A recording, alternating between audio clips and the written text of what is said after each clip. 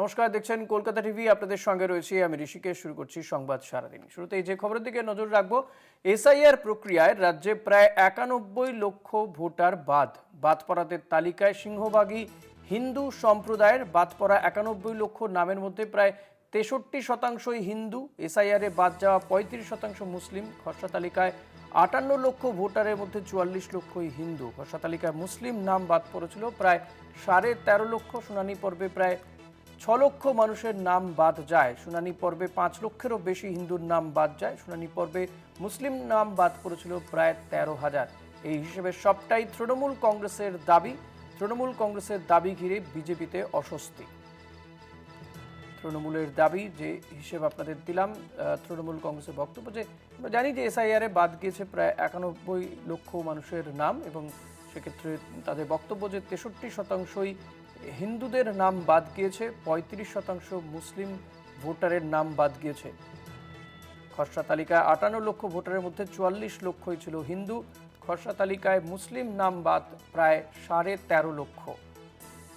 ফলত অ্যাডজুডিকেশনে অনেক বেশি মুসলিম ভোটারের নাম বাদ গিয়েছে, এমনটা দাবি তৃণমূল কংগ্রেসের। মমতা বন্দ্যোপাধ্যায় এ বিষয়ে জানিয়েছেন যে সংবাদ মাধ্যমে তিনি নাকি দেখেছেন যে এই যে 90 লক্ষ ভোটারের নাম বাদ গিয়েছে তার মধ্যে 60 লক্ষ হিন্দুদের নাম বাদ দেওয়া হয়েছে, আর 30 লক্ষ মুসলিমদের নাম বাদ দেওয়া হয়েছে, এমনটা মমতা বন্দ্যোপাধ্যায় তাঁর দাবি।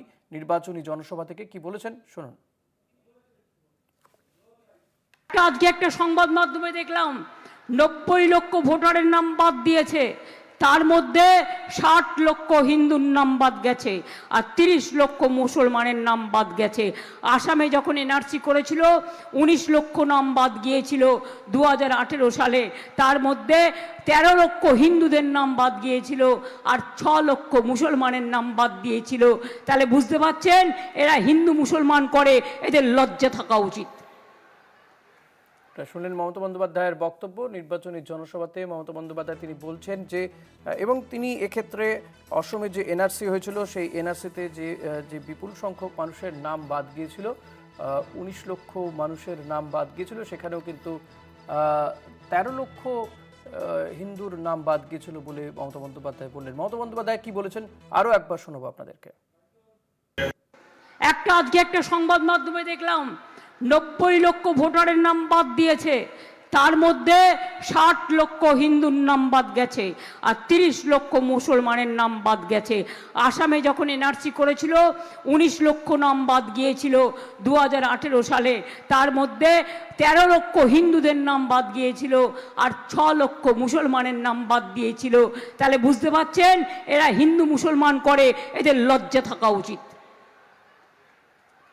সৌদি আরবিয়ায় গেলে নবাবের গলা ধরে কুলোকুলি করে, যেমন দুর্গাপূজা আমাদের লোকেরা কুলোকুলি করে, তখন মনে থাকে না হিন্দু বা মুসলমান।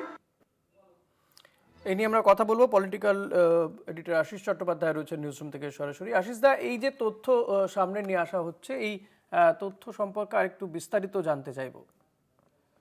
দেখো, প্রথমেই ঋষিকেশ বলে রাখি, তুমিও বরিষ্ঠ সাংবাদিক, সেই জন্য তুমি এটা বুঝবে যে এই তথ্যের কোনো অফিসিয়াল স্বীকৃতি কিন্তু আমার কাছে নেই। এই তথ্য সামনে এনেছে তৃণমূল কংগ্রেস, এবং তৃণমূল কংগ্রেসের সামনে আনা তথ্যের ভিত্তিতেই যা বিচার বিবেচনা করা সম্ভব সেটা আমি করার চেষ্টা করব, কেননা এটার কোনো অফিসিয়াল স্বীকৃতি পাওয়া যাবে না। আর নির্বাচন কমিশন সাধারণভাবে কখনো এই রিলিজিয়ানের ভিত্তিতে ভাগ করে না।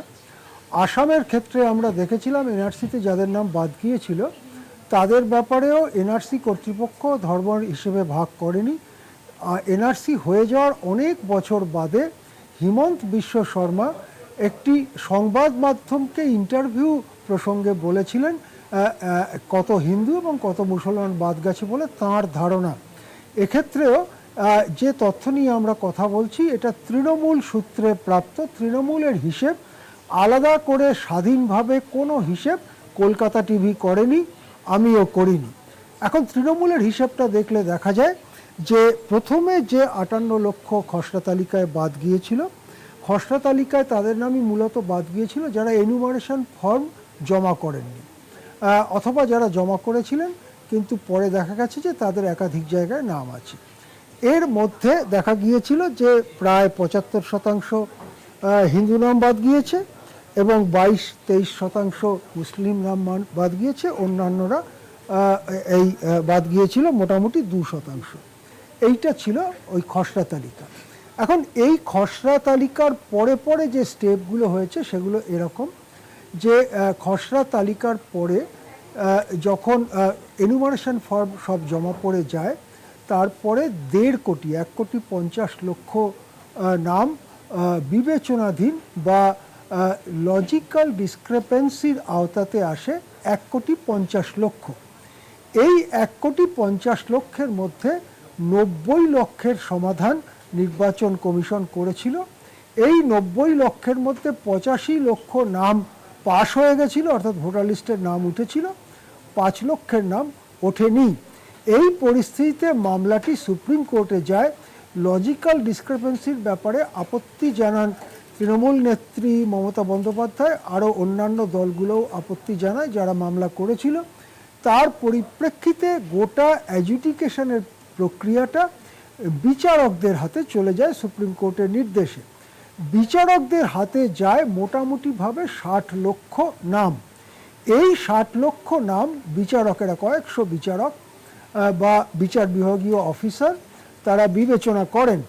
তাদের বিবেচনার পরে দেখা যায় যে এই 60 লক্ষ নামের মধ্যে মোটামুটি 32 লক্ষ কিছু নাম পাস হয়েছে, অর্থাৎ ভোটার লিস্টে নাম ফিরে গেছে, আর 27 লক্ষের কিছু বেশি তাদের নাম ফেল হয়েছে বা তারা ভোটার লিস্টে নাম খুঁজে পাননি, নাম তাদের নেই, ডিলিটেড।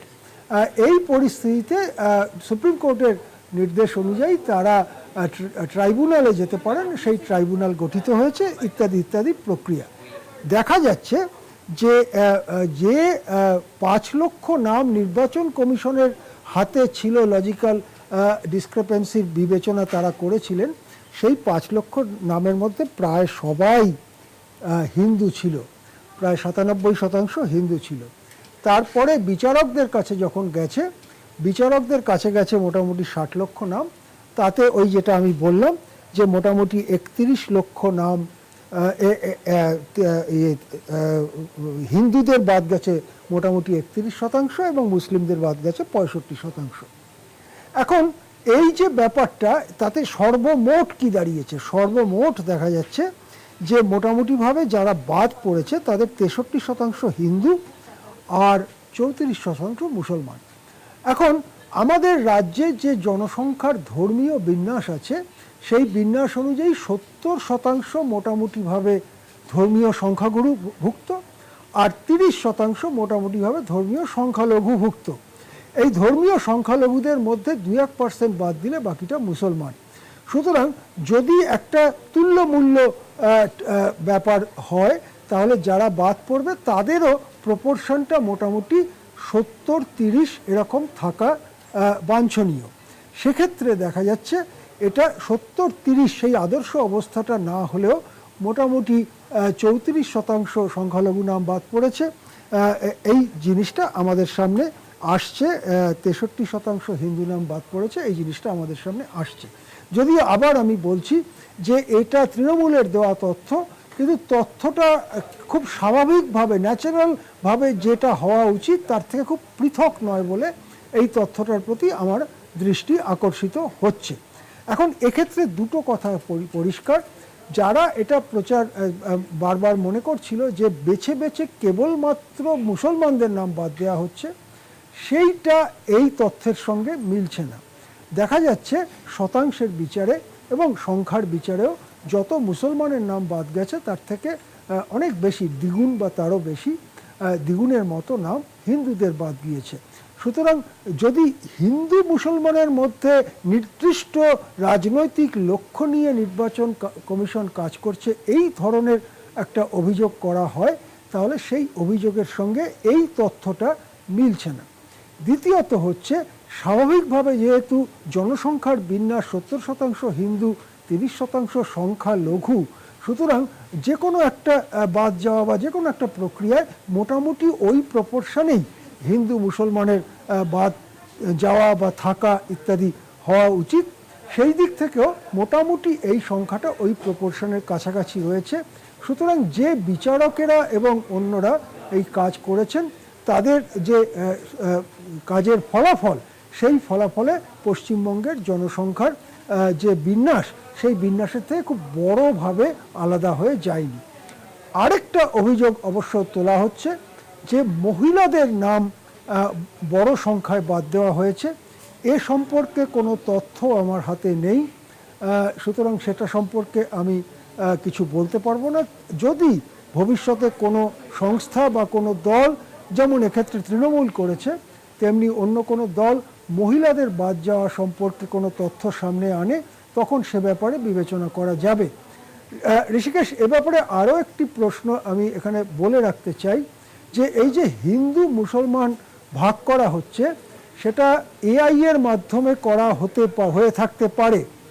এআইকে বলা হয় যে কি ধরনের নাম মুসলমান নাম, কি ধরনের নাম হিন্দু নাম, এটা এআইকে ফিড করা হয়। এরকম কয়েক হাজার নাম ফিড করা হয়, তারপরে তার সামনে লক্ষ লক্ষ নামের তালিকা তাকে খাওয়ানো হয় এবং এআই জাজ করে দেয় যে এটা মুসলিম, এটা হিন্দু। এইভাবে কোনো কোনো এনজিও ইতিমধ্যেই কিছুটা কাজ করেছে, কিন্তু এইরকম সামগ্রিক কাজ সেটা নয়, বুথ ভিত্তিক বা এলাকা ভিত্তিক কাজ সেটা করেছে। দেখা যায় যে এআই অনেক সময় ভুল করে, যেমন আব্দুর রহমান বিশ্বাস। এই আব্দুর রহমান বিশ্বাস আমরা পশ্চিমবঙ্গের লোকেরা জানি যে এটা একটি মুসলিম নাম, কিন্তু এই টাইটেলটা বিশ্বাস থাকার ফলে এআই ভুল করে ও হিন্দু নামের মধ্যে আব্দুর রহমান বিশ্বাস দিয়ে দিতে পারে। এই রকম ভুল এআই করে। সুতরাং এআইকে দিয়ে যদি এই তথ্য বিচার করা হয়ে থাকে, তাহলে তার বিশ্বাসযোগ্যতা অন্তত 10-15% কম বলে ধরে রাখা উচিত। আশিস দা, একটা বিষয় জানতে চাওয়ার, যে যেহেতু এই তথ্যগুলো নিয়ে রাজনীতির কারবারিরা বা যারা রাজনীতি করছেন, রাজনৈতিক দলগুলোর সঙ্গে যুক্ত, তারাই এই তথ্যগুলো নিয়ে নাড়াচাড়া করছেন, এবং আমরা এই এসআইআর পর্ব শুরু হওয়ার আগে থেকে কিন্তু বিজেপির একাধিক নেতাদের মুখ থেকে শুনছিলাম যে তারা বেছে বেছে এই এসআইআর এর মাধ্যমে বাংলাদেশি রোহিঙ্গা মুসলিমদেরকে বার করবে এবং তারপর তাদেরকে বার করে দেওয়া হবে ভারতবর্ষ থেকে। তাহলে এই এসআইআরে আলটিমেটলি মুসলিম এবং হিন্দুর যে পার্সেন্টেজ তৃণমূলের পক্ষ থেকে দেওয়া হচ্ছে, তাতে আসলে কার লাভ হলো বা ক্ষতি হলো বলে মনে হচ্ছে? খুবই খুবই গুরুত্বপূর্ণ প্রশ্ন। তুমি বরিষ্ঠ সাংবাদিক, তুমি এই ধরনের প্রশ্ন করেছো, ভালো লাগছে। কদিন আগেই নন্দীগ্রামে শুভেন্দু অধিকারী বলেছিলেন যে যত রোহিঙ্গা মানে মায়ানমারের এক ধরনের মুসলিম জনগোষ্ঠী, যাদের ভাষাটা বাংলা ভাষার অনেকটা কাছাকাছি, যারা মায়ানমারে ভয়ঙ্করভাবে অত্যাচারিত এবং চট্টগ্রামে লক্ষ লক্ষ মানুষ শরণার্থী শিবিরে নরকের জীবন কাটাচ্ছেন, সেই জনগোষ্ঠীর নাম রোহিঙ্গা। এবং বাংলাদেশ থেকে আগত মুসলমানদের ধরে ধরে তাড়ানো হবে, এটা হচ্ছে বিজেপির বয়ান। সর্বশেষ নন্দীগ্রামেও সেই কথা শুভেন্দু অধিকারী কদিন আগেই বলেছেন। হিন্দুদের ব্যাপারে বিজেপির ঘোষিত অবস্থান হচ্ছে অন্য দেশ থেকে, বিশেষ করে আশেপাশের যে দেশগুলোতে মুসলিম সংখ্যাগরিষ্ঠ, সেই দেশগুলো থেকে আসা হিন্দুরা হচ্ছে কোট আনকোট শরণার্থী। শরণার্থীদের আমাদের দেশে জায়গা দিতে হবে, এটা হচ্ছে বিজেপির ঘোষিত বয়ান। সেই জায়গা দেওয়ার জন্য তারা সিটিজেনশিপ অ্যামেন্ডমেন্ট অ্যাক্ট এনেছে। সেই অ্যাক্টের মাধ্যমে দরখাস্ত করলে তারা তাদেরকে ভারতের নাগরিকত্ব দেবে, এটাই বিজেপির প্রতিশ্রুতি। সুতরাং বিজেপির প্রতিশ্রুতি হচ্ছে হিন্দু নাম বাদ না দেওয়া এবং মুসলিমদের ব্যাপক হারে বাদ দেওয়া।